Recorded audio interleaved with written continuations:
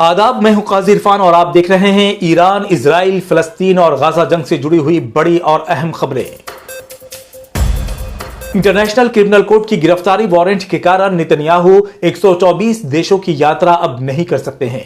इन देशों ने घोषणा की है कि अगर नेतन्याहू उनकी धरती पर कदम रखते हैं तो उन्हें गिरफ्तार कर लिया जाएगा। दरअसल आईसीसी ने यानी इंटरनेशनल क्रिमिनल कोर्ट ने नेतन्याहू और इजराइल के पूर्व रक्षा मंत्री योआव गैलेंट के खिलाफ गिरफ्तारी वारंट जारी किए हैं। ये वारंट गाजा सहित फिलिस्तीनी क्षेत्रों में युद्ध अपराधों के लिए जारी हुए हैं।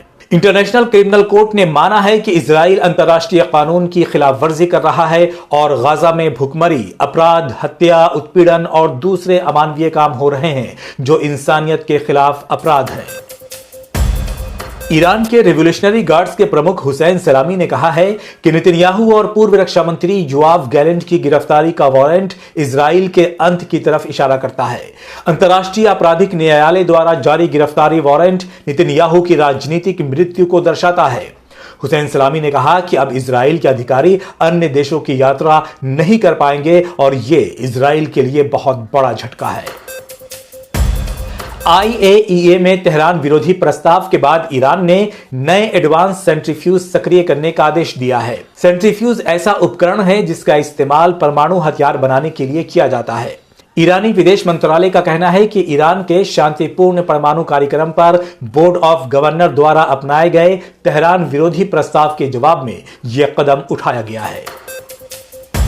हिजबुल्लाह ने इजराइल के कब्जे वाले क्षेत्रों में सीमा से 35 किलोमीटर अंदर स्थित हाइफा नौसैनिक अड्डे पर ड्रोन से हमले किए हैं। यह हमला गाजा में फिलिस्तीनी लोगों के समर्थन में और प्रतिरोध को मजबूत करने के लिए नौसैनिक अड्डे को निशाना बनाकर किया गया है।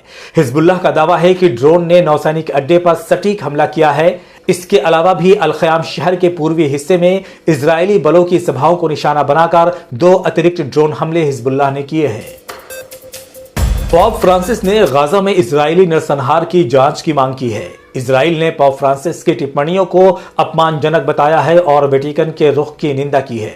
दरअसल ईरानी राष्ट्रपति मसूद पेजेश्कियन ने पोप फ्रांसिस से अपील की थी कि वह विश्व नेताओं, खासकर ईसाई सरकारों को गाजा और लेबनान में इजरायली अत्याचारों को रोकने और युद्ध विराम स्थापित करने में मदद करें और इसीलिए पोप फ्रांसिस ने गाजा में इजरायली नरसंहार की जांच की मांग की है और यह भी इजराइल के लिए एक बहुत बड़ा झटका माना जा रहा है।